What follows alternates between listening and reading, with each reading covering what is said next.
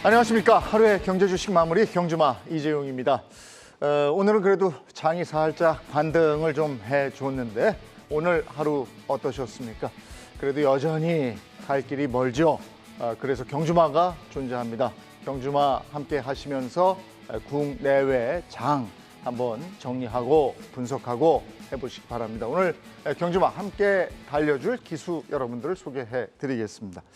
유가, 환율, 선물 옵션의 국제 정세까지 화요일에는 꼭 이분과 함께 해야 됩니다. 글로벌 시장의 정확한 맥을 짚어주는 남자 정철진 경제평론가입니다. 어서 오세요. 네, 안녕하십니까. 네. 시장이 방향성을 잃고 있습니다. 바닥을 확인했다는 확신이 좀 있으면 좋겠는데요. 아직까지 그런 확신도 없는 가운데 우리도 그렇고요. 세계 시장 전체가 일종의 업종별, 종목별 장세가 펼쳐지고 있습니다. 그래서 오늘 이 시간에도 한번 이제 2분기 어닝 시즌 1분기에 대한 거죠. 실적 시즌 시작되지 않았었습니까? 여기에 대한 업종 분석 한번 해볼 테니까요. 끝까지 오늘 함께해 주시길 바랍니다. 네, 이 분석 함께 하시기 바랍니다. 그리고 우리 경주마의 경사가 났습니다. 그동안 경주마를 통해서 글로벌 시장 얘기를 도맡아왔던 장희성 팀장이 승진을 했습니다. 승진을 했어요. 이번에 진급했어요. 지점장님으로 이제 불러야 됩니다. 미래에셋 반포 WM 장의성 지점장님 어서 오세요. 네, 안녕하세요. 감사합니다. 네, 여러분 진심으로 감사드립니다. 네. 정확히는 다음 주부터인데요. 4월 25일 날 미래에셋증권 반포 WM이 오픈을 합니다. 막중한 책임감을 느끼고요. 이 책임감, 이 경주마에서도 보여드리겠습니다. 더욱 알차고 유익한 정보 많이 전달해드리도록 하겠습니다. 예, 이렇게 같이 하는 사람 중에 승진하고 그러면 이 프로그램도 잘 되는 거거든요. 네. 아, 잘 됐습니다. 고맙습니다. 자, 이번에 또 초대 손님 한 분 더 소개해드리도록 하죠. 시장의 모진풍파 속에서도 조용조용 정말 차분함과 평정심을 잃지 않는 분입니다. 우리 방송 들어오기 전에 회의할 때도 어찌나 조용한지. 근데 방송이 시작되면 말문이 트이는 바로 그 남자입니다. 바바리안 리서치의 정희석 이사님 어서 오세요. 네, 안녕하세요. 지금 미국 주식 시장이 굉장히 어렵습니다. 이런 어려운 환경 속에서도 차분하게 그리고 정말 날카롭게 미국 시장을 한번 분석해 보도록 하겠습니다. 바바리안 리서치의 정희석입니다. 네, 반갑습니다. 이사님은 승진하시면 사장이 됩니까? 상무가 됩니까? 전무가 됩니까? 워낙 먼 이야기인 것 같아가지고 나중에 얘기 한번 드리겠습니다. 자, 오늘 데일리 이슈부터 시작하도록 하겠습니다. 먼저 국내 소식 얘기를 해볼 텐데요. 다음 주부터 우리 시장의 주요 기업들의 1분기 경영 실적이 발표가 됩니다. 희비가 엇갈릴 텐데 먼저 그 얘기 좀 하죠. 네. 일단 반도체는 여러분들 삼성전자 잠정 실적 보셔서 알겠지만은 첫 테이프를 굉장히 괜찮게 끊었습니다. 그러나 이제 업종별로 또 종목별로 희비가 많이 엇갈릴 것 같은데요. 일단은 이제 흐림 쪽을 먼저 본다면 디스플레이 기업들 또 디스플레이 업종 쪽은 조금 이제 예상보다는 힘들 것 같다라는 평가고 우리 K전지 2차 전지에 우리 대한민국 강국 아닙니까? 네. 그러나 이 배터리 역시도 조금 이따 자세한 분석을 해보겠지만 최근에 자동차 차량용 반도체 수급도 안 좋지 않습니까? 이에 대한 여파로 우리 생각보다는 우리 배터리 쪽도 실적이 안 좋을 것 같다 이런 평가 나오고 있습니다. 반면에 이제 정유업종 제가 지속적으로 밀고 있는 업종 아닙니까? 역대 SOE 계속 말씀하셨죠? 실적 네. 시즌을 좀 보일 것 같고요. 네. 또 이 밖에들도 앞으로 좀 쭉 나오고 있지만은 업종별로는 상당히 좀 희비가 엇갈리는 1분기 어닝 시즌이 되지 않을까 이렇게 네. 전망해 보고 있습니다. 자, 정유주 얘기는 잠시 후에 또 한번 저희가 질문을 드리도록 하겠고요. 먼저 디스플레이하고 배터리 얘기를 하셨는데 아무래도 원자재 부담 같은 게 있는 거죠? 네, 두 업종 다 네. 원자재 그 가격 인상에 대한 네. 부담이 있죠. 하지만 두 업종이 좀 다른 것 같아요. 네. 왜냐하면 2차 전지 업종은 최근에 보시면 주가를 보시면 소재주 주가 나쁘지 않고 그리고 세트 업체 주가도 그렇게 시장 대비해서는 선방을 하고 있거든요. 네. 이 얘기는 두 업종이 같이 원자재 상승의 압력을 받고 있지만 수요에 있어서 굉장히 큰 차이가 있다고 보이고 있습니다. 일단요, 디스플레이 업종 어렵죠. 물론 원자재 가격 상승도 있는데 수요가 앞으로 둔화될 것이 보이다 보니까 이게 가격 전가가 잘 안 되는 겁니다. 네. 자, 디스플레이가 들어가는 게 뭔지 잘 생각을 해보세요. TV, 모니터, 노트북이잖아요. 근데 자 생각들 해보시죠. 지난 한 2년간 TV 바꾸셨죠. 그리고 네, 그렇죠. 노트북 새로 사셨죠. 실내 생활이 자녀분들도 사주고, 많아지니까. 그죠? 그러면 더 이상 바꿀 수요가 당분간 한 몇 년간은 굉장히 줄어들 수 있는 겁니다. 아. 그래서 정말 중요한 거는 이 원자재 가격 올리는 걸 전가시키려면 수요가 탄탄해야 되는데 지금 사실 이런 그 IT의 이제 소비재의 수요가 둔화될 것이라는 전망이 특히 이제 PC나 TV, 스마트폰인데요. 이게 디스플레이 업종만의 문제가 아니죠. 일부 이제 반도체 업종에 대한 약간 우려도 다 여기서 나오는데요. 네. 지금 미국의 반도체 그 주가들 잘 안 좋거든요. 그것에 의해서 디스플레이가 좀 안 좋다고 보시면 되고요. 하지만 이 2차 전지 업종은 수요가 일시적으로 이게 병목 현상 때문에 막힐 수는 있지만 구조적으로 성장하는 거기 때문에 이런 이후로 실적이 조금 안 좋게 나오면서 주가 조정이 나오면 오히려 매수 기회로 삼으셔도 될 것 같습니다. 1분기 경영 실적 주목해서 보셔야 되는 거고 이번에 정유 얘기하겠습니다. 정철진 경제평론가가 경주마에 나와서 계속 정유주에 대한 얘기했어요. 아마 듣고 정보 판단이 빠르시는 분들은 몇 종목 담으셨을 겁니다. S-오일 얘기 계속 했잖아요. 네, 마음고생도 많이 했었었고요. 예, 전 세계에서 정유 업종들이 뭐 사상 최고가를 경신을 하고요. 특히 우리 정 이사님 나왔지만은 미국의 엑소모빌 최고 대장주였고 강추를 했었는데 엑소모빌 쉐브론에 비해서 유독 우리나라의 정유 대장주였던 S-오일만 못 가고요. 88,000원 정도를 정말 안정적인 가격으로 봤는데 이것도 하회하면서 상당히 시간 좀 마음고생을 시켰는데요. 일단은 주가가 먼저 반영을 했습니다. 10만 원 윗대로 좀 올라온 것을 확인할 수가 있겠고 1분기 실적 뚜껑 열려볼 것 같은데 상당한 정제 마진의 개선이 있어서 아마 역대 거의 사상 최고대 정제 마진 정도의 전망이 나오고 있어서 굉장히 실적에 밝을 것 같다. 더욱 주목하실 것이 2분기일 것 같은데요. 2분기에도 물론 비관론들 조심하자는 쪽이 있습니다만 저는 2분기까지도 좀 무난할 것이다라고 보고 있고요. 이게 이제 또 원달러 환율도 굉장히 좀 영향을 미칠 것 같은데 저는 개인적으로 한 요 정도 선에서 원달러 환율도 한 1230원, 40원대에서 이제 좀 다시 안정을 찾을 거라고 보고 있기 때문에 당분간 국내 정유 업종은 좀 더 밝고 좀 시세를 이어가지 않을까 이렇게 바라보고 있고요. 그럼에도 불구하고 제가 좀 아쉬웠던 부분은 이제 정유를 사면서 대체 에너지를 항상 같이 사자 이런 말씀을 대체 드렸잖아요. 에너지 얘기도 늘 하셨잖아요. 태양광과 풍력 이런데 또 이것도 우리 또 이게 미국 주식과도 비교가 되는데 우리만 못 가거든요. 지금 솔라도 그렇고 윈드도 그렇고 하여간 마치 우리가 한 달 반 전에 S-오일이 속을 썩였던 것처럼 지금 우리나라의 태양광이라든가 이쪽 대체 에너지 쪽도 상당 부분 뒤처지고 있는데요. 저는 이제 2분기로 돌아가면서 이제 그전의 패턴, 정유와 대체 에너지를 이렇게 반반씩 섞는 이런 포트폴리오는 나쁘지 않을 것 같다라고 보고 있어서 정유도 이제 웃었으니까 대체 에너지도 한번 웃어보자 이런 말씀까지 들어보고 싶습니다. 근데 사실은 이게 이제 그 걱정과 우려와 이런 게 있는 게 국제 유가가 계속 간다는 건 전쟁도 장기화될 것 같다 이런 얘기로 들려서요. 이렇게 되면 여러 가지로 더 어렵잖아요, 우리가. 맞습니다. 일단 그 전쟁이 흔히 전문가들 말씀하시는 게 5월 9일이 러시아의 전승기념일이에요. 2차 세계대전에 독일이 항복한 날이기도 하죠.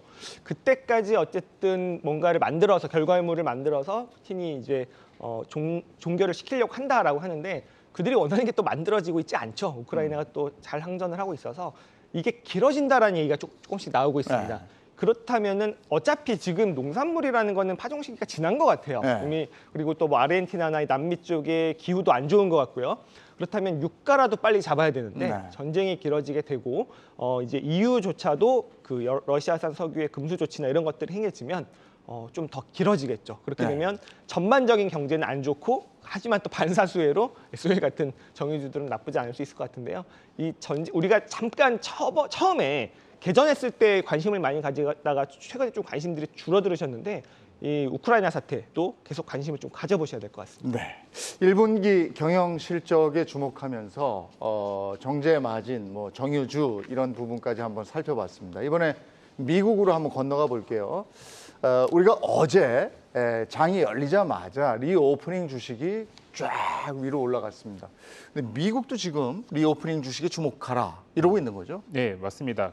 너무나 당연한 게 지금 미국을 한번 가보시면요. 길거리에 사람이 넘쳐나고요. 공연장에 사람이 가득 차고 스포츠 경기에 정말 많은 이제 스포츠 팬들이 와서 즐기는 것을 보실 수 있을 것 같습니다. 그래서 지금 누가 보더라도 눈에 이 리오픈과 관련된 뭐 유통업체라든지 리테일 업종 전반적으로 너무 장사가 잘 되고 있는 게 눈에 뚜렷하게 보이고 있고 최근 들어서 뭐 항공사라든지 뭐 숙박업 그리고 이제 뭐 여행 플랫폼이라고 해야 되나요? 그런 기업들이 하나같이 한 얘기가 지금 너무 호황이다. 네.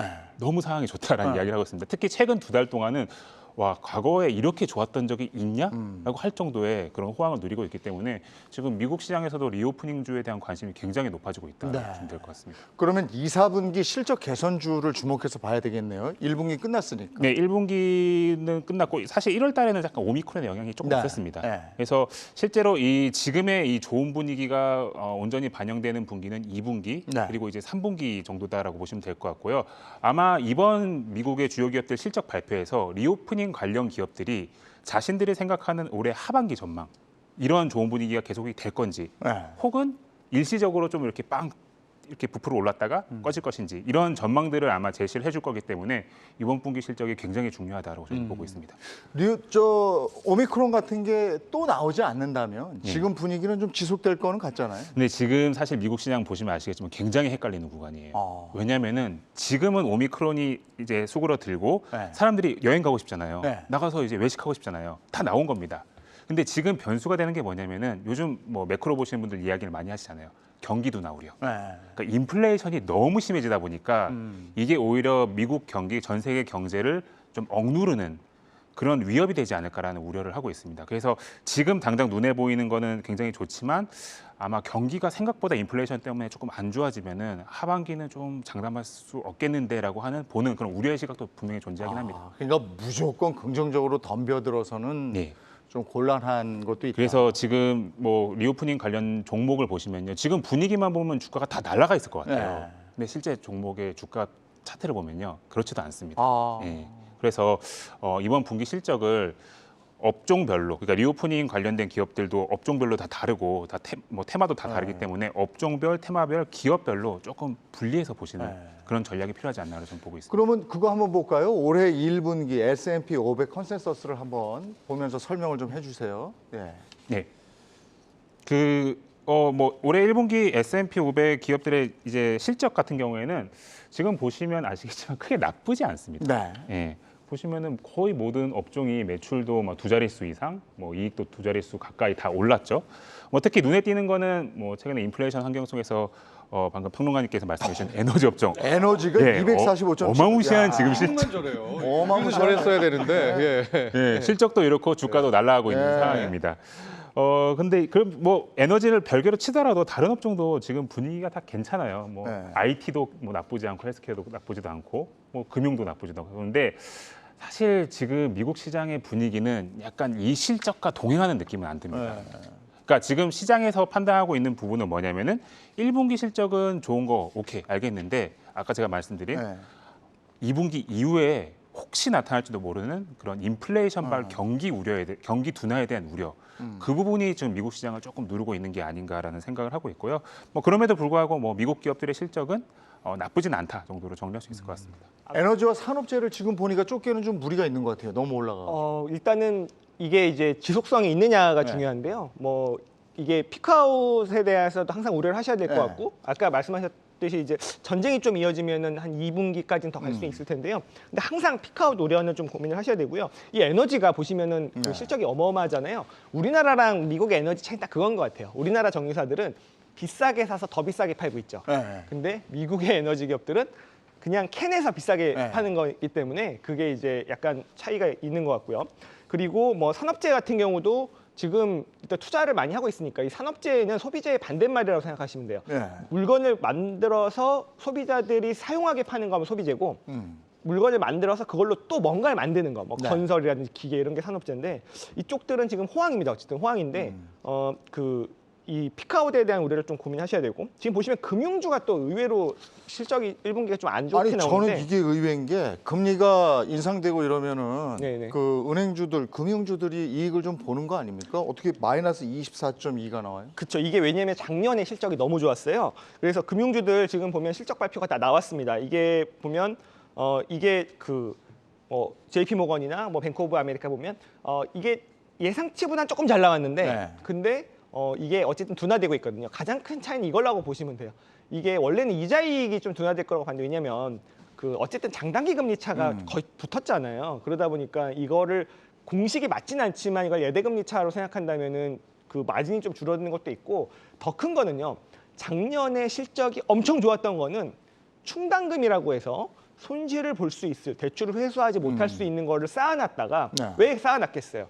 이게 팬데믹 때문에 경기가 엄청 안 좋아질 거야. 근데 경기가 실제로 좋았죠. 쌓아뒀던 충당금을 환입하면서 이익이 급속도로 늘었어요. 네. 근데 이제 더 이상 환입할 충당금이 없는데 자 아까 말씀하셨듯이 경기 둔화 우려가 있습니다. 그래서 다시 충당금을 조금씩 쌓고 있어요. 그 충당금 이슈로 인해서 작년에 너무 좋았던 실적이 올해 들어서 조금 줄어들고 있다. 이렇게 금융주에 보시면 될 것 같습니다. 우리나라 금융주는 괜찮죠? 우리나라도 좀 엇갈리는 그런 모습들이 네. 보이고 있는데요. 우리 워렌 버핏이 특히 보험 쪽에, 손보 쪽에 많이 이제 투자를 했던 것으로 네. 해서 워렌 버핏의 뜻이 뭐였었나 생각을 했었는데 뭐 미국 쪽의 회사를 샀겠지만 최근에 나왔던 것이 우리나라 보험회사 중에 지금 자동차 보험 관련해 가지고 또 사생 최대의 흑자가 났잖아요. 네, 왜냐면은 뭐 아예 코로나19 안 때문에 다녔으니까. 운전을 안 다녀가지고 네. 손해율이 떨어지면서 이런 흑자들이 나면서 어쨌든 국내에서는 저는 보험주들이 좀 눈에 띄었었던 그런 대목들이 있기 때문에 좀 우리와 또 미국과는 조금 차이도 있지 않느냐 이런 말씀을 드리고 싶고 미국 쪽에서도 역시 에너지 업종이니까 좀 한 말씀 더 보태게 되면 우크라이나 사태가 빨리 끝나야 되겠죠. 네. 그런데 만에 하나 우크라이나 사태가 여름도 넘어서 가을까지 간다면 가을이면 그 다음 겨울을 이제 바라봐야 되는 거 아니겠습니까? 예. 그렇기 때문에 실질적으로 국제유가라든가 천연가스라든가 이쪽의 기본 원자재 가격은 또 쉽게 떨어지지 않을 것 같고요. 또 하나가 만에 하나 잘 해결이 됐다라고 예. 해서 그렇다면 에너지 부분은 끝난 거 아니냐라고 생각하겠지만 에너지도 기존의 정유도 있지만 대체 에너지도 있지 않겠습니까? 네. 오히려 이제 잘 해결이 되면 어떤 생각을 갖게 되냐? 야, 이러다가 또 이런 유사한 사태로 그렇지. 유가가 또 폭등하면 어떡하지 하면서 빠르게 대체 에너지 쪽에 투자와 이 설비가 늘어갈 수가 있단 말입니다. 네. 그래서 늘 5대5 기존 에너지의 50%, 대체 에너지 50%를 같이 갖고 간다면 뭐 전쟁 이슈든 혹은 유가가 등락을 하던 간에 네. 상대적으로 안정적인 수익률을 낼 수 있겠다. 또 이런 포트폴리오를 함께 권해봅니다. 알겠습니다. 아까 또 S&P 500 기업 실적 컨센서스에서 부동산이 눈에 띄었어요. 예. 이게 리츠지요? S&P 500 그 지수를 보면은 여기 부동산 업종에 편입되어 있는 종목들을 보면요. 네. 거의 대부분 리츠라고 보시면 됩니다. 네, 뭐 리츠라고 하시면 아시겠지만 이제 특정한 자산에서 발생하는 수익을 이제 배당으로서 이제 환원을 해주는 그런 구조를 가진 이제 투자 상품인데요. 거의 대부분의 리츠이기 때문에 그냥 안정적으로 이제 장기 계약을 맺고 이제 수익이 발생을 한다라고 보시면 될 것 같아요. 그렇기 때문에 사실 뭐 전년 대비해서도 그냥 딱 거의 뭐 정해진 만큼 안정적인 수익이 이제 났다. 그만큼의 이제 성장을 했다 정도로 이해하셔도 충분할 것 같습니다. 우리나라 상장돼 있는 리츠주들도 제법 있잖아요. 네네. 그 성적은 어떻습니까? 아 이게 우리나라 리츠주들이 미국 리츠들을 좀 못 따라가는 경우가 있어요. 왜냐하면 리츠가 미국은 다양하고요. 우리나라는 사실 무슨 이제 특정 빌딩도 있지만 약간 유통 리츠들도 많이 요새 나오고 있고 조금 차이점이 있는데요. 원래 이제 그 미국의 전통 리츠들을 보면요. 약간 원래는 박스권으로 움직입니다. 그래서 배당률에 따라서 박스권 하단에서는 매수 전략, 조금 박스권 상단이면 매도 전략이었는데 이게 사실 무너졌었거든요. 왜냐하면 경기가 무너질 것 같다. 그리고 약간 그 팬데믹 때문에 이제 다 공실이 너무 심할 것 같다 하면서 이렇게 무너졌었던 게 이제 또 회복을 했었고 좀 특이한 경우였는데 리츠는 결국에는 배당 싸움입니다. 그냥 이 원금은 왔다 갔다 하는데 배당을 3%, 4% 받으면 되는 거기 때문에 근데 지금 보면 대부분의 이 전통 리츠들은 박스권으로 들어왔고요. 또 박스권 약간 하단에 있습니다. 네. 그럼에도 불구하고 이제 가장 큰 미국의 리츠가 VNQ라고 하는 이제 뱅가드의 리츠가 있는데 배당률이 한 2.7% 나오는 거 보면 조금 아쉽긴 해요. 왜냐하면 지금 10년물 국채를 사도 2.8%를 받을 수 있기 때문에 하지만 이게 앞으로 리츠라는 건요. 엄청난 경기 침체나 아니면 금융위기가 오지 않으면 역시 박스권을 갈 가능성이 높기 때문에 따박따박 배당을 받으시는 분은 지금 투자하기 괜찮다고 보고 있고요. 네. 하지만 최근에 부진한 리츠들이 있습니다. 바로 성장 리츠들인데요. 바야흐로 한 2, 3년간 굉장히 주가가 고공행진했던 리츠들이 있어요. 리츠가 고공행진했다고? 왜냐하면 배당률이 1%대까지 줄어들까지 주가가 올랐는데 계속 이게 성장을 하니까 대표적인 게 통신타워 리츠, 그다음에 물류창고 리츠 이런 것들이었거든요. 그런 것들은 요새 조금 성장이 꺾이다 보니까 주가가 안 좋아요. 그럼에도 불구하고 아직 배당률이 2%를 못 넘고 있어서 이런 것들은 조금 조심하시되 전통적인 오피스 리츠나 이런 것들은 지금 뭐 관심을 가져보시되 뭐 주가 상승을 기대하지 마시고 배당을 받는 쪽으로 전략 잡으실 만할 것 같습니다. 미국의 배당주 같은 것도 지금 들어가기 괜찮지 않아요? 일단 저도 마찬가지로 이제 리츠 대표적인 이제 배당주로 보고 있고 사실 솔직히 말씀드리면은요. 지금 대표적인 이제 미국의 이제 배당주라고 불리우는 기업들 보면은 사실 성장이 약간 제한된 그런 기업들이 많습니다. 그냥 안정적으로 예를 들어서 뭐 코카콜라라든지 뭐 그런 음료 기업이라든지 뭐 금융주라든지 성장이 좀 안정적으로 이제 그 성장을 하지만 그렇다고 이렇게 막 성장을 이렇게 크게 하는 그런 느낌이 나는 기업들이 사실 배당을 많이 주진 않거든요. 근데 저 개인적인 좀 의견을 말씀을 드리면요. 지금은 이런 경기가 둔화가 될지도 모른다는 이런 우려 속에서 그냥 배당만 보고 그런 이제 경기 민감도가 높은 그런 기업들에 좀 베팅을 하는 거는 사실 그렇게 좀 효율이 높지 않다, 리턴이 좀 크지 않다라고 저는 보고 있습니다. 그러니까 리츠가 물론 배당 수익률, 그러니까 뭐 배당 수익률이 3-4%씩 나오고 4-5%씩 많이 나오면 4-5% 넘게 나오는 것도 있는데 그것만 보시면은 뭐 괜찮아 보일 수도 있지만 실제로 그 캐피탈 게인이라고 해야 되죠. 캐피탈 로스라 해야 되죠. 주가가 빠져가지고 있는 손해도 생각을 하셔야 됩니다. 이제 그런 부분을 고려해 보신다면은 지금의 이런 경기의 불확실성 하에서는 저는 약간 배당주라고 너무 안전하게만 생각하실 필요는 없다라고 저는 봅니다. 하긴 저도 지금 미국의 배당주 하나 하고 있는 게 있는데요. 좀 빠졌어요. 한 -9 갔는데 그래도 배당이 거긴 자주 나오더라고요. 월 배당 배당 나오는 하는 게 게 많고요. 그래서 자주 나오니까 그냥 괜찮다 이러고 그냥 가져가게 돼요. 좋은 아마 배당주를 투자하신 것 같습니다. 그리고 참 미국의 실적 발표 주로 계획돼 있죠. 맞습니다. 예. 사실 어제부터 이제 미국의 이제 큰 기업들 실적 발표가 시작이 됐고 앞으로 한 달 정도 굉장히 바쁜 시즌을 보낼 것 같습니다. 한국도 마찬가지죠. 특히 오늘부터 좀 중요한 기업들이 실적 발표를 많이 해요. 그래서 오늘과 같은 경우에는 이제 IBM이라든지 넷플릭스, 로키드 마틴, 특히 아유 좋네. 최근에 로키드 마틴에 대한 관심이 굉장히 높아지고 있거든요. 그렇죠. 방산주. 전쟁이 지금 전 세계적으로 슬프게도 아쉽게도 있지만 이걸 뭐라고 해야 될지 모르겠습니다. 근데 이제 구조적으로 이제 방산 수요가 늘어날 걸로 많은 분들이 예상을 하고 있기 때문에 오늘 로키드 마틴 실적 좀 주목해 주실 필요가 있고요. 특히 미국의 대표 방산주 중에서 첫 테이프를 끊는 거예요. 무슨 얘기를 하는지 잘 들어보셔야 될 것 같습니다. 앞으로 이 국제 정세 변화 속에서 무기 수요가 구조적으로 많이 늘 것 같은데 이런 얘기를 듣는다면은 사실 우리가 방산주 투자에 대해서도 굉장히 좀 진지한 고려를 해볼 필요가 있지 않을까라고 생각하고 있습니다. 19일 날 넷플릭스도 있네요. 이건 좀 안 좋을 것 같은데. 넷플릭스는 지금 1분기도 지난 분기에도 굉장히 안 좋았어요.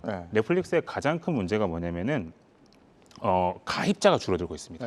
그러니까 가입자가 뭐 줄어든다기보다는 가입자가 예전엔 100명 매분기 막 몇백만 명 늘었다면은 지금은 몇십만 명 느는 정도. 그러니까 가입자 증가 폭이 확 떨어졌거든요. 근데 이런 부분이 이번 분기에도 또 확인이 되지 않을까? 그러니까 가입자가 생각보다 많이 못 늘 것 같아요. 근데 뭐 요즘 뭐 다들 아시겠지만 넷플릭스만 보나요? 뭐 많아요. 애플 TV도 보고 있고, 뭐 국내에도 왓챠도 디즈니도 있고, 있고. 티빙도 있고, 디즈니 플러스도 있고. 사람의 시간은 한정적인데 너무 많은 이런 OTT 미디어 스트리밍 플랫폼이 생긴 거예요. 근데 심지어 지금은 놀러 나가야 됩니다. 나가서 외식하고 술 먹고 그런 구간이기 때문에 아마 이런 뭐 넷플릭스가 아마 좀 이런 지난 분기에 보여줬던 가입자가 생각보다 많이 안 는다라고 하는 그런 안 좋은 모습을 또 보여줄 가능성이 현재로서는 좀 높아 보입니다. 장희성 지점장님이 기대하는 실적 기업은 뭐가 있습니까? 네, 일단 넷플릭스 잠깐 저 첨언하고 이거 말씀드릴게요. 이게 넷플릭스가요 작년 11월 달에 $700였어요. 지금 $337거든요. 그래요? 불과 다섯 달 만에. 그때 $700를 어떻게 찍었냐면 기억하시나요? 오징어 게임 때문에 부활시킨 거죠. 우리나라 때문이었네. 네, 그래서 뭐 다시 한번 그런 대작을 특히 우리나라가 만들어준다면 살아날 수 있을 것 같은데 아까 말씀하셨던 대로요. 이게 지금 1분기의 가입자 증가 가이던스가 한 250만 명 정도인데 이게 항상 보면은 1분기에 굉장히 많이 늘어나거든요. 그래서 역대 10년 동안 가장 적은 1분기 가입자 증가 수가 기록될 것이다라고 예상을 하는데 그 250만 명도 좀 예상치가 높아요. 그보다 못 미칠 가능성도 있습니다. 그러다 보니까 이게 최근에 그 넷플릭스 하면 옛날에 무슨 기억이 나세요? 돈을 못 버는 성장주. 근데 요새 돈을 벌어요. 퍼가 한 30배 정도까지 떨어졌습니다. 이제 좀 그 실적만 보면 합리적인 수준까지 왔죠. 그만큼 많이 떨어졌는데 여기서 또 무슨 문제가 있냐면 러시아의 서비스를 중단하기로 발표를 했죠. 당연히 요새 많은 기업들이 하다 보니까 여기 가입자가 또 100에서 200만 명 되거든요. 이거는 또 번외로 순감이 됩니다. 네. 그래서 이런 것들이 있기 때문에 그리고 또 리오프닝의 딱 반대편에 있는 기업이죠. 하지만 또 그런 건 있어요. 이게 경쟁이 심화되고 있는데 어쨌든 그 경쟁에서 살아남을 기업 하나를 꼽으라면 넷플릭스다라는 게 전문가들 의견이고 이미 너무 가이던스가 낮아져 있고 기대치가 없다는 거는 한 가지 좀 다행일 수 있지만 이번에 가입자 수 증가가 혹시라도 정말 낮게 나온다면 네. 한 번 더 충격은 받을 수 있겠다 생각은 해야 될 것 같습니다. 예. 그리고 넷플릭스 얘기하셨으니까 예. 그 기대 실적 기대 기업. 일단은 뭐 20일 날 테슬라가 저는 개인적으로 가장 테슬라. 기대가 되는데요. 네. 뭐 일단 문제는 모든 실적이 그렇습니다. 1분기가 중요한 게 아니고요. 2분기에 대한 가이던스가 중요해요. 테슬라는 너무 안타깝게도 네. 상하이 공장이 어제 밤에 부분적으로 재개했다는 소식은 있었지만 20일 넘게 가동을 못해서요. 그 생산 손실이 4만 대가 넘습니다. 그거에 대해서 앞으로 상하이 공장을 뭐 언제 풀리 가동할 수 있는지 이런 얘기가 좀 중요할 것 같고요. 이 상하이 공장 때문에 손실이 나는 걸로 인해 주가가 빠지는 거는 절대 매수 기회다라고 다시 말씀을 드리고 제가 좀 기대하는 건요. 보니까 20일 날 유나이티드 항공이랑 21일 날 아메리칸 항공이 있습니다. 이게 리오프닝의 대표주 아니겠습니까? 네. 항공주가. 자, 지난주에 델타 항공의 실적 발표가 있었는데요. 1분기는 적자가 났어요. 왜냐면 오미크론이 득세를 했으니까. 아주 자신감 있는 2분기 얘기를 했습니다. 이런 것들이 유나이티드랑 아메리칸에서도 이어진지를 봐야 되는데 델타가 어떤 얘기를 했냐면요. 이미 3월에 우리는 회복을 시작을 했고 그리고 미국의 국내 항공 수요는 19년 대비 이미 90% 그리고 티켓 가격은 이미 20%가 비싸다. 근데 이게 20%만 비싸지겠어요? 아마 지금 해외여행 가려고 서치해보신 분들은 알 거예요. 거의 뭐 더블까지도 올라갈 겁니다. 그러니까 그리고 여객 수도 100%를 당연히 채울 거고요. 화물은요. 화물로 대한항공 먹고 살았죠. 델타 네. 마찬가지예요. 19년 대비해서 매출이 아직도 50% 이상 나오고 있습니다. 그리고 여러분들은 티켓 굉장히 싼 거 검색하시잖아요. 근데 가장 비싸게 티켓을 사는 데가 어디냐면요. 회사예요, 회사. 출장, 비즈니스 수요. 예. 이 B2B 수요가요. 이게 델타 항공이 19년 대비해서 1분기에는 한 50%, 근데 3월만 놓고 보면 70%까지 올라왔다. 네. 출장 가는 거죠. 그리고 국제선도요. 1분기는 30%, 근데 3월은 50%까지 올라왔다. 네. 이게 증가 추세에 있습니다. 이제 출장을 다니는 거예요. 네. 비즈니스 미팅을 하러. 이게 올라오게 되면은 비싼 티켓이 팔리는 거고 이거에 대해서 유나이티드랑 아메리칸도 자신감 있는 얘기를 해줄지가 굉장히 중요할 것 같습니다. 저게 회사 다니다 보면요. 출장 갈 때 왜 비싼 거 사냐 하면 뭐 돈 자랑하려고 사는 게 아니고 가서 무슨 일이 있으면 바로 바꿔서 딴 데 가야 돼요. 맞아요. 근데 그게 비싼 티켓은 그게 돼. 네. 근데 싼 티켓은 안 그게 돼요. 안 그쵸? 돼요. 변경이 안 돼요. 그래서 출장 갈 때 그렇게 합니다.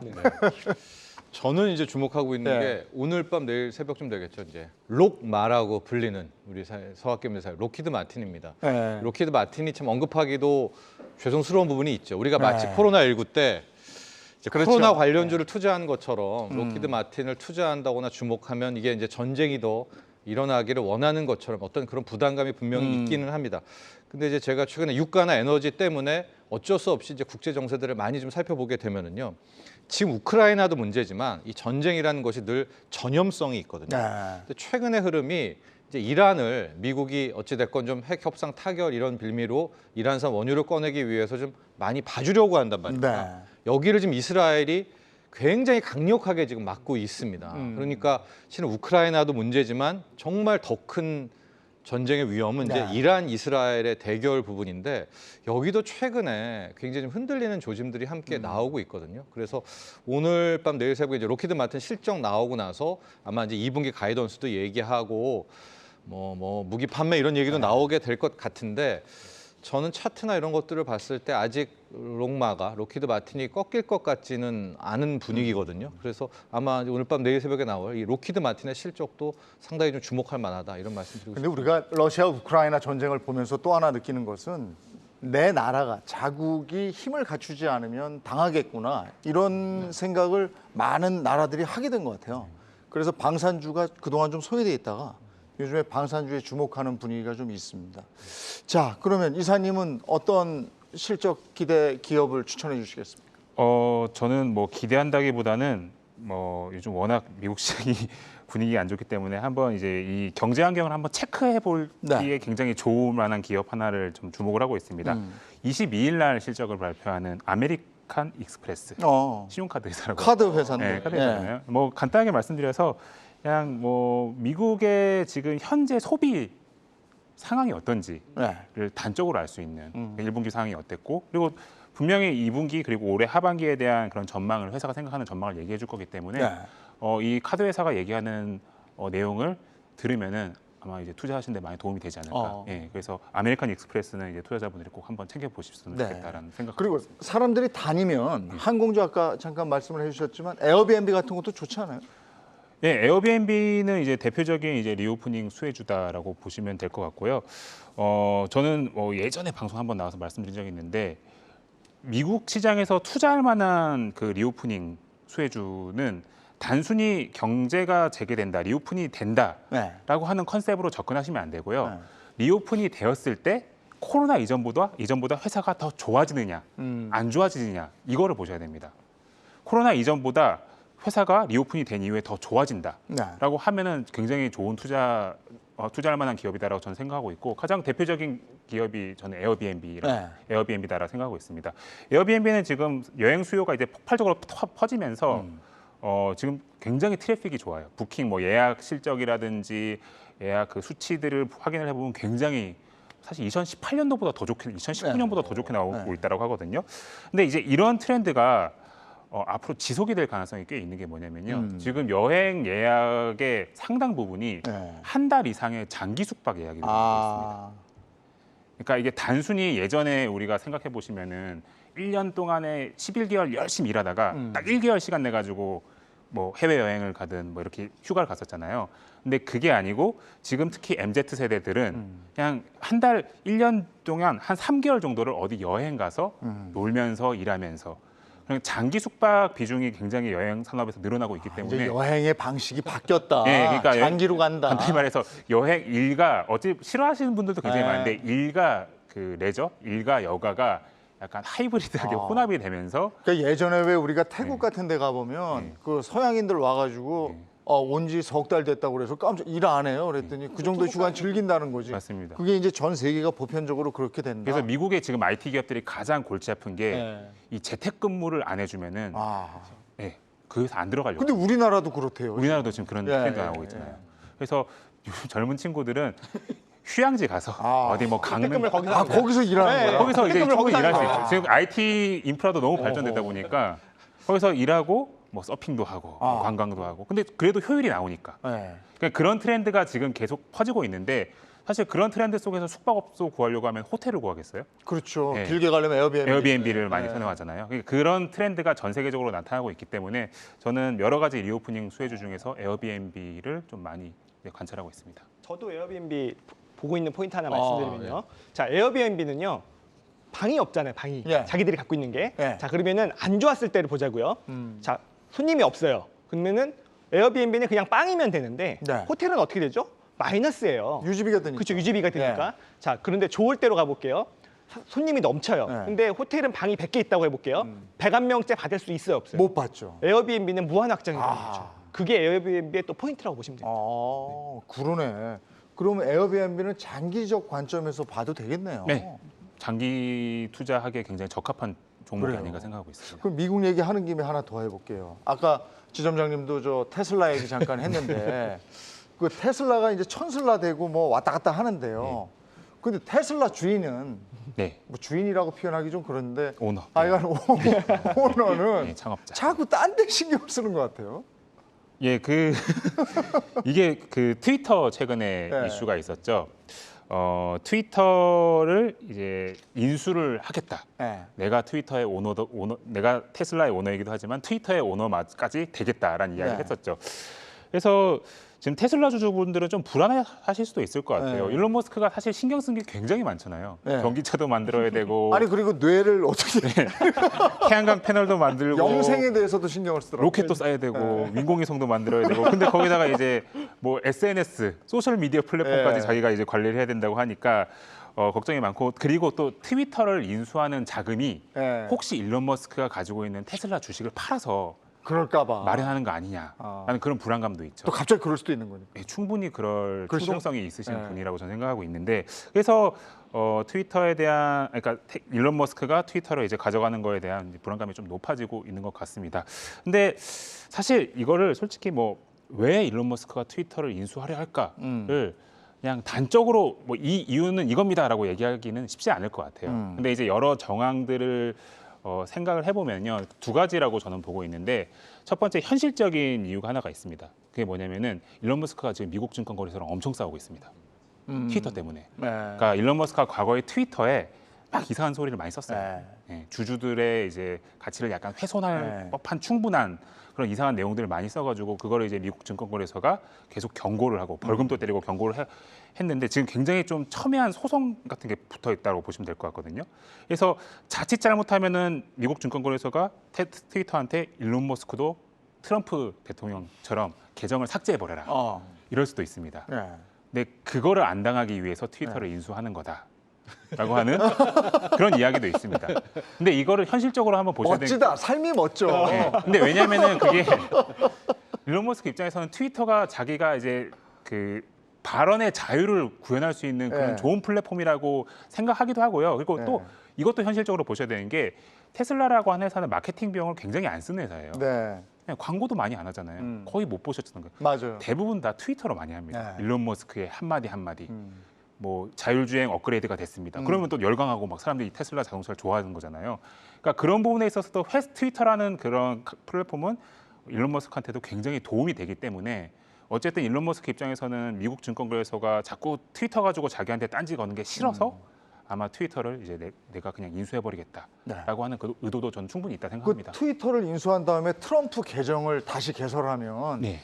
확 오를 거다 이런 얘기도 있잖아요. 예, 근데 뭐 누가 그랬는지 모르겠는데 계정 개설 트럼프가 얘기했는지 일론 머스크가 얘기했는지 솔직히 잘 기억은 안 나는데 계정 다시 개설 안 할 거다라는 얘기를 누가 하긴 했더라고요. 아 그래요? 예, 근데 어쨌든 뭐 어떤 일이 벌어질지 모를 것 같습니다. 그렇지. 예. 테슬라 실적은 어때요? 20일 날 나온다고 돼 있는데 이런 게 세지는 않죠, 미국은. 미국은 뭐 세지 않는다라고 보시면 될 것 같고 미국 뭐 실적 나오면은 주가가 굉장히 격하게 반응하잖아요. 반영이 되잖아요. 예, 그게 이제 미리 정보가 새지 않기 때문에 네. 그런 이유가 있거든요.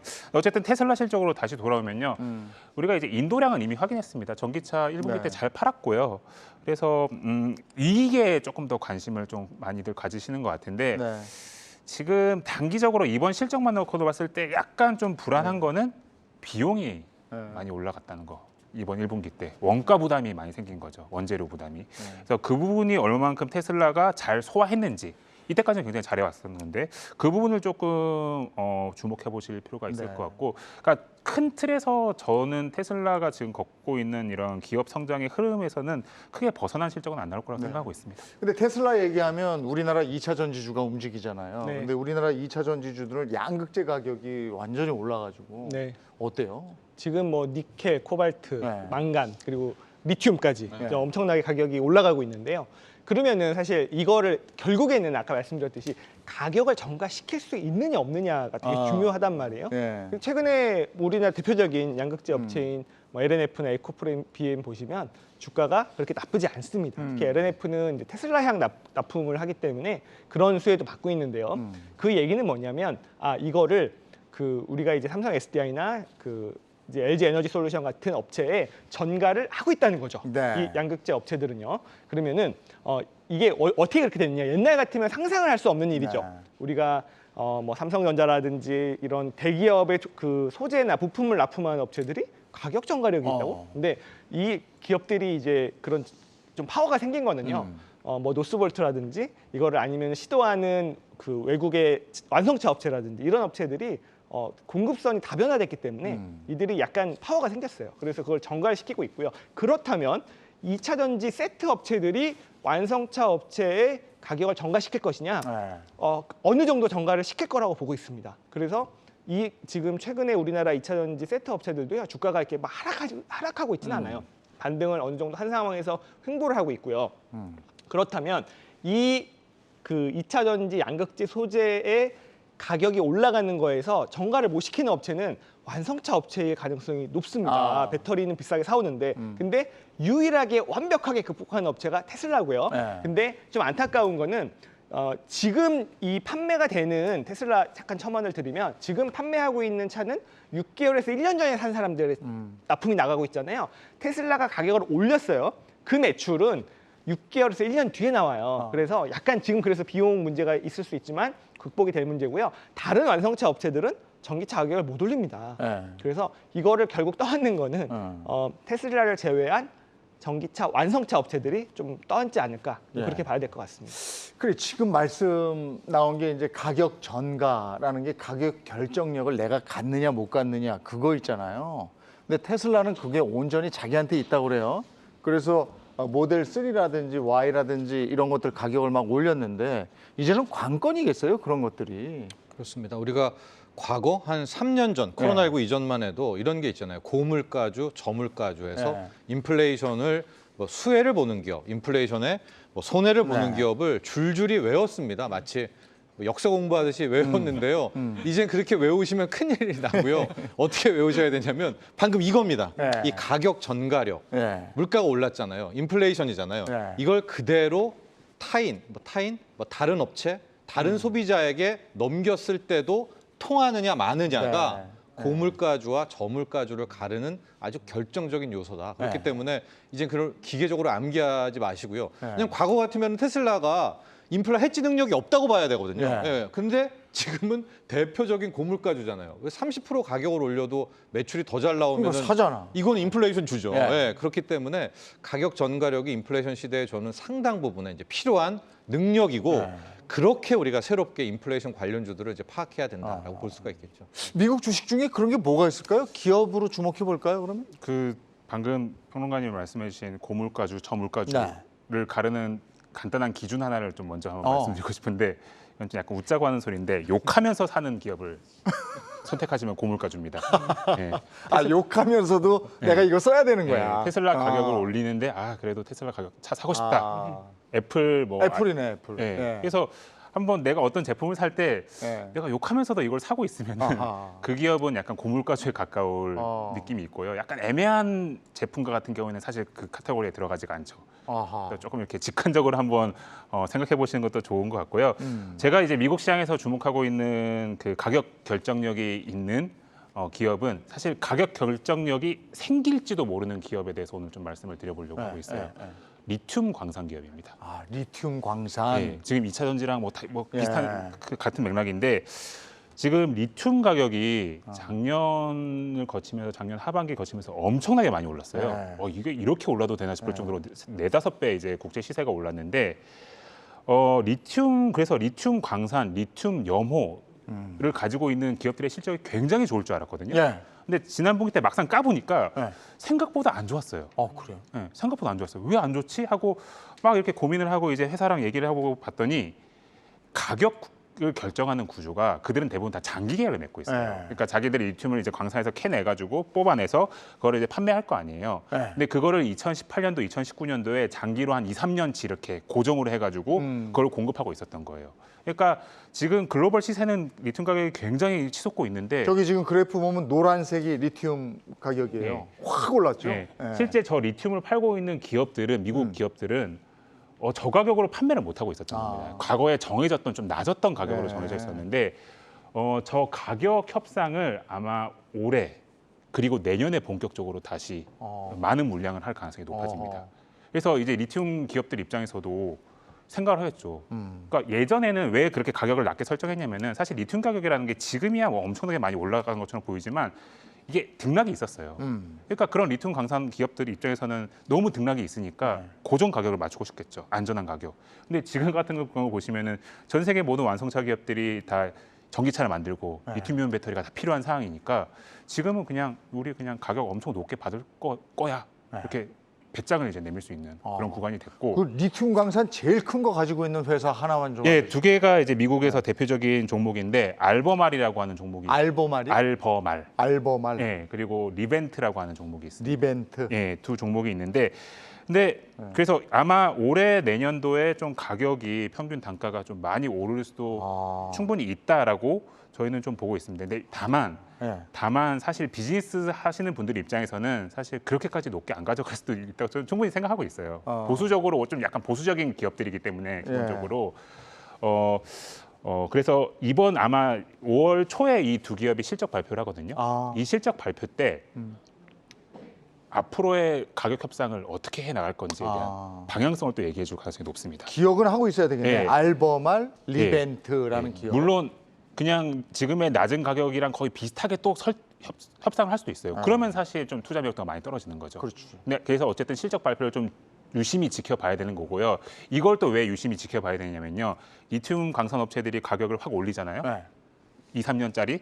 그러면은 어떤 일이 그럼 벌어질까요? 다 올라가겠죠. 양극재부터 네. 쫙 밀려가겠죠. 근데 그러면 테슬라 또 올리겠지. 네, 의외로 지금까지는 리튬 가격은 공급받던 리튬 가격은 실제 플레이어들이 그렇게 안 높았다고 보실 수도 있어요. 예. 그래서 의외로 이 두 기업은 직접 투자에서도 굉장히 뭐 주목을 해보실 필요가 있지만 실제로 산업을 보신 입장에서도 굉장히 좀 주목을 해볼 만한 그런 기업이다라고 생각하고 있습니다. 리튬 이런 얘기하니까 옛날에 저 슈퍼맨의 이런 거 생각이 나는데 우리나라에서 가격 결정권을 가지고 있는 기업은 뭐가 있을까요? 저는요 네. 되게 역설적인데 완성차를 한번 좀 주목을 하고 있습니다. 왜냐하면 네. 이제 가격 결정력, 가격 전가력에 나와서 하는 네. 얘기인데 지금 현대자동차 주가 보면은 눈물 나죠. 아유, 정말 그럼요. 그야말로 안습인데 네. 저는 기회가 한번 올 거라고 보고 있거든요. 네. 근데 이게 어떻게 됐냐? 방금 이제 리튬 광산 업체도 얘기했지만은 양극재 같은 경우가 먼저 수혜를 받았죠. 왜냐하면 여긴 정말 짱짱하니까. 2차 전지도 슬퍼했지만 어쨌거나 가격 전가를 했던 것 같아요. 네. 세트 업체도요. 네. 그런데 우리는 고스란히 완성차들이 이거를 흡수했다라고는 하는데 아직까지는 이게 흡수했다는 것도 맞지만 차량용 반도체 부족으로 만들지도 못한 상황이거든요. 근데 막상 이제 여기에 숨통만 트여서 실질적으로 현대차가 차를 팔기 시작을 한다면 네.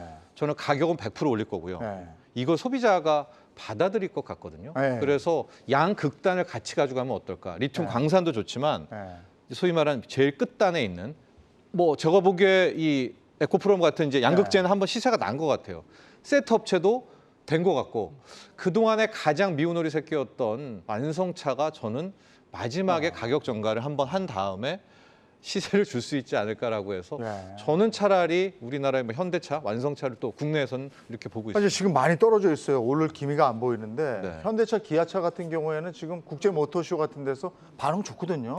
네. 동감하십니까? 차는 요새 정말 잘 만들죠. 네. 못 만들어서 문제인 거죠. 이게 반도체 몇 개 없어가지고 네. 분명히 그러니까 사실 현대차가 가격이 많이 오르긴 했거든요. 일반적인 내연기관 차들 보면은 이미 외제차 수준으로 올라오긴 맞아요. 했는데 그거를 또 예전처럼 거부감 없이 사시기 때고 지금 줄 서 있기 때문에 생산만 재개가 되면 분명히 기회는 생산만 재개가 됩니다. 있을 것 같습니다. 네. 그러면 테슬라, 현대차, 기아차, 알버말, 리벤트 요쯤으로 몇 개 더. 근데 우리나라는요 또 그건 있어요. 이게 물론 우리나라 기업들의 약간 특징이 안타깝지만 가격 전가력보다는 네. 가격 매력으로 승부해야 되는 매력. 기업들이 많이 있어요. 네. 그래서 이게 어쨌든 다른 기업들이 올리는데 우리가 마진이 많이는 못 먹어도 산업이 네. 커질 때 가격 매력으로 치고 나갈 수 있는 게 대표적인 게 또 우리나라 방산주가 아닐까 싶어요. 방산주. 왜냐하면 모든 나라들이 무기를 이제 많이 사야 되는데 네. 다 로키드 마틴 거 못 사거든요. 예. 가성비 있는 국내 방산주들로 그러네. 많이 기웃기웃하는 국가들이 많이 있을 것 같아요. 이미 좀 올라가더라고요. 우리나라 방산주가. 네네. 알겠습니다. 자, 주식 투자의 기본은 역시나 좋은 기업을 선별해내는 우리의 눈 아닌가 싶습니다. 저희 경주마가 도움 드리도록 하겠습니다. 오늘 여기까지 달리고요. 내일 다시 찾아뵙겠습니다. 고맙습니다.